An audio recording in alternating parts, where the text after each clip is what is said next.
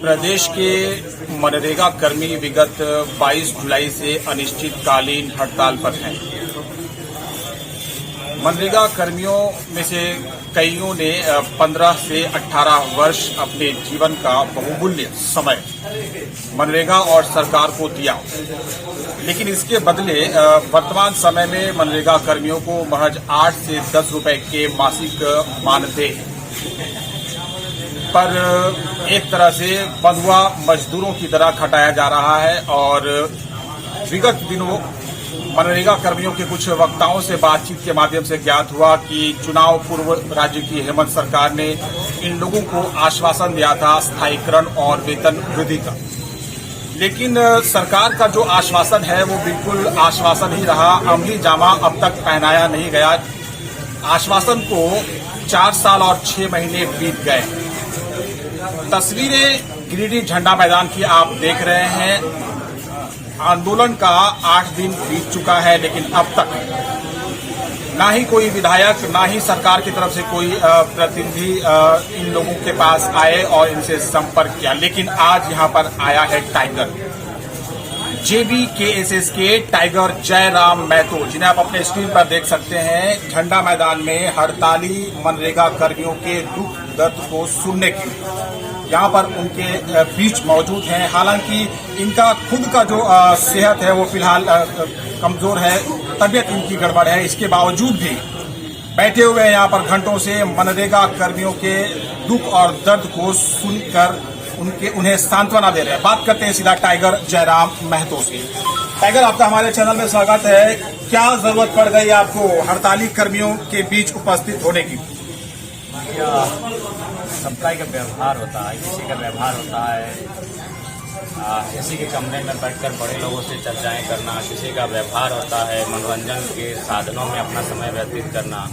मेरा एक व्यवहार ही बन चुका है कि जहां धरना, जहां आंदोलन, जहां जनता की पुकार, हम वहां अपने आप को पाते हैं। और आज जो मैं यहां आया हूं, मुझे इसकी जानकारी भी नहीं थी कि यहाँ लोग धरने पर बैठे हैं। मेरा आज कोर्ट का मामला था, कोर्ट में मेरा एक केस बेल का सिलसिला है, तो वहाँ हस्ताक्षर करने के बाद वकील साहब ने कहा नहीं 2 घंटा आपके पास समय है, आप भोजन करके आ सकते हैं। तभी हमें जानकारी मिली कि मनरेगा के कर्मचारीगण धरने पर बैठे हैं। हमने नैतिकता और मानवता को हमेशा तरजीह दिया है। हमने कहा नहीं, उन्होंने हमें टेलीफोन किया है या नहीं किया वो मायने नहीं है, लेकिन अगर उन्हें अगर जरूरत है हमारी तो हमें एक बार जाना चाहिए। और फिर हम 15 से 20 वर्षों के कार्य के दौरान 10 से 12 हजार रुपए का वेतनमान उचित है या अनुचित है, बताइए? अनुचित है, बिल्कुल अनुचित है। क्या राज्य सरकार इन लोगों का शोषण नहीं कर रही है? बिल्कुल, जो भी सरकारें अब तक बनी हैं, ये लगातार जो हमारे झारखंड के चाहे मनरेगा कर्मचारी हैं तथा अन्य जो विभाग हैं जो लगातार आज धरने पर बैठ रहे हैं, लगातार पुलिसों की लाठियां उन पर बरसाई जा रही हैं, वो कहीं न कहीं शोषण के शिकार ही हैं। और ये बड़ा दुर्भाग्य का बात है कि राज्य की सरकार इसलिए चुनी जाती है कि वो सरकारें जब एक महत्वपूर्ण सदन चले, उन सदनों में इन समस्याओं का निदान करे, इसलिए सरकारें चुनी जाती है जनता की समस्या का निदान करने के लिए। लेकिन आज सरकारें विधायकों का पेमेंट बढ़ाने में व्यस्त हैं, अपने परिवार को पॉलिटिक्स में सेट करने में व्यस्त हैं। माननीय मुख्यमंत्री ने गांडे में अर्धांगिनी को सेट कर ही दिया है। तो ये मोनोपोली के साथ आखिर वे लोग कब तक काम करेंगे? कब तक जनता को यूं ही ठगने और छलने का काम करेंगे? इन्हीं जनता जिन्होंने उनको 2019 के चुनाव में भारी मतों से बहुमत पर लाए, उनको सरकार में बैठाएं, और आज अगर ये उनके मांगों को अनसुना करते हैं तो बड़ा दुर्भाग्य होगा। इसलिए आज लोकतंत्र के चौथ के माध्यम से आप लोकतंत्र के प्रहरी हैं और आपके माध्यम से हम ये संदेश देंगे राज्य सरकार को, उनके विभागीय मंत्री को, कि अविलंब करके, क्योंकि 17 वर्ष एक समय कालखंड होता है, 17 वर्ष एक युग होता है। अगर एक युग इन्होंने दे दिया है इस सेवा में, तो उस सेवा का इन्हें फल मिलना चाहिए, उस सेवा का प्रतिफल इन्हें मिलना चाहिए। और ये फल के रूप में विशेष तो कुछ मांगे नहीं है। इन्होंने ना कहीं MLA का टिकट मांगा है, ना ही चेयरमैन के किसी बोर्ड का चेयरमैन का पद मांगा है। ये अपने जो 17 वर्षों के कार्य को कर रहे हैं उसको अस्थायी करने की मांग कर रहे हैं। स्वाभाविक क्या राज्य के नए ग्रामीण विकास मंत्री इरफान आलम इन लोगों की मांगे जो है उसको सुनेंगे और पूरा करने का कुछ उनकी तरफ से प्रयास किया जा सकेगा? क्या आपको लगता है सब? देखिए, मैंने तो पहले ही इरफान जी को हमेशा कहा, जब वो मंत्री नहीं बनने वाले थे, आलमगीर आलम की ईडी पर रडार हुई और हमने कहा कि अब मंत्री पद का दावेदारी आपको मिलेगा, तो इसलिए कम से कम उनको तैयार रहना चाहिए था जनता की समस्याओं को, चुनौतियों का समाधान करने के लिए। लेकिन फिलहाल वो सीरियस मूड में दिखते नहीं। वो जब भी दिखते हैं तो रील्स बना रहे हैं। जब से मंत्री बने थोड़ा सा भोकालबाजी कर रहे हैं, देख रहे हैं भी इंस्टाग्राम वगैरह में एक्टिव हो गए हैं। और उम्र के इस तकाजे में जहां उन्हें जाते जाते एक लोगों का कर्ज अदा करना चाहिए था, उम्र के जिस पड़ाव में जहां लोगों की समस्याओं को सुनना चाहिए था, वो महोदय अपने अलग मनोरंजन की दुनिया में ही व्यस्त रहते हैं, बड़ा मनोरंजन करते हैं। तो अगर मंत्री का प्रभार उन्हें मिला है तो उन्हें गंभीर होना होगा। विधायक थे तब तक आपने मनोरंजन किया, लोगों से उलझे, अलग बात है, लेकिन आपको मंत्रालय मिला है, आपको जिम्मेवारी मिली है, तो हमें लगता है कि आपको गंभीर होकर इस समस्या का निदान कैसे हो इस पर आपको एक मंथन करना चाहिए और त्वरित कार्रवाई करते हुए इनकी समस्याओं का निदान करना चाहिए। चुनाव पूर्व इन लोगों से सरकार ने वादा किया, आश्वासन दिया इन लोगों को मौखिक कि आपको स्थायीकरण किया जाएगा, आपका वेतन जो है उसमें वृद्धि की जाएगी। 4 साल 6 महीने बीत गए, कुछ महीनों में आगामी चुनाव फिर से होने वाला है। क्या सरकार चुनाव पूर्व वादा कर पाएगी या फिर आप जैसे लोग जो सक्रिय हैं, युवा जो राज्य के हैं, वो आपकी तरफ उम्मीद और आशाओं के साथ देख रही है, युवा आपके साथ जो आशाएं लगाकर देख रही तकतकी भरी निगाहों से, क्या आप कहेंगे इस परिस्थिति में, विशेषकर जब इनको एक तरह से कहीं न कहीं ठगने और छलने का काम किया जा रहा है सरकार के द्वारा?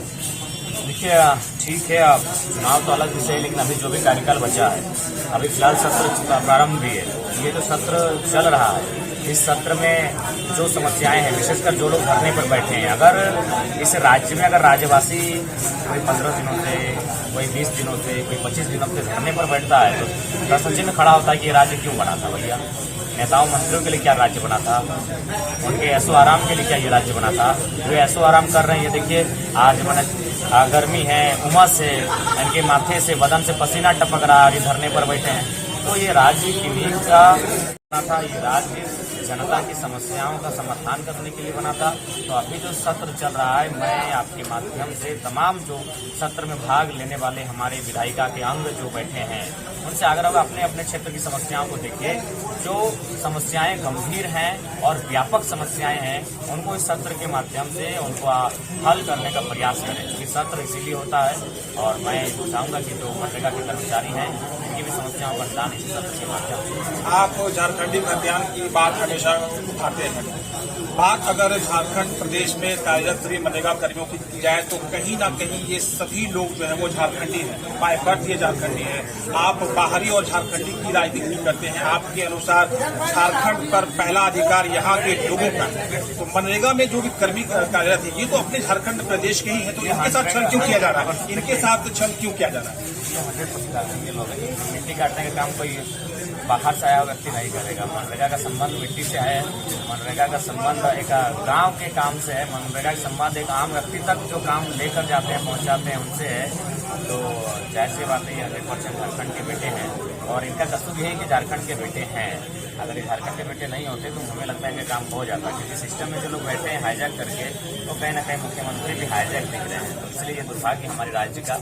इसलिए अब आगामी चुनावों में जो राज्य की जनता है, उन्हें तय करना चाहिए कि आपको लीडर कैसा चाहिए। आज आपको एक बोल्ड लीडर चाहिए या फिर अपने आप भ्रमित होकर जनता को उलझा कर रखने वाला लीडर। क्या टाइगर जयराम महतो झारखंड प्रदेश के हजारों मनरेगा कर्मियों के साथ उनके इस हड़ताल के दौर में हैं? बिल्कुल, हम उनके साथ खड़े हैं और इनके इस आंदोलन का हम समर्थन करते हैं। हमारा पूरा संगठन, हमारा परिवार इनके आंदोलन का समर्थन करता है। चलिए, बहुत बहुत धन्यवाद। हमारे साथ टाइगर जयराम महतो जुड़े थे, जो आज गिरिडीह झंडा मैदान में आए हैं हड़ताली मनरेगा कर्मियों के साथ मंत्रणा करने के लिए, बैठकर बात करने के लिए, उनके सुख और दुख की जो व्यथा और व्यथा है उस पर चर्चा करने के लिए। इनके अनुसार निश्चित रूप से जिसने 15 से 18 वर्ष अपने जीवन का बहुमूल्य सरकार और मनरेगा को दिया है, उनका अधिकार बनता है। सरकार ने पूर्व में आश्वासन भी नहीं दिया है, लेकिन सरकार की तरफ से आश्वासन पूरा नहीं हो पाया, जो कि दुखद है। कहना है टाइगर जयराम महतो का। आज आए हैं हड़ताली मनरेगा कर्मियों के साथ मिलने के लिए, और जयराम महतो के अनुसार इन लोगों का जो हड़ताल है और इन लोगों की जो मांगे हैं मुख्य रूप से अस्थायीकरण और वेतन वृद्धि का, वो बिल्कुल जायज है। उम्मीद करते हैं कि सरकार और विशेष करके ग्रामीण विकास मंत्री झारखंड सरकार डॉक्टर इरफान अंसारी मनरेगा कर्मी जो प्रदेश भर के हैं, उनके इस हड़ताल पर विशेष ध्यान दे रहे होंगे, बातों को सुन रहे होंगे, और जल्द से जल्द हमारे जो प्रदेश भर के मनरेगा कर्मी हैं उन सभी से वार्ता करने का भी प्रयास सरकार के द्वारा किया जाएगा। धन्यवाद।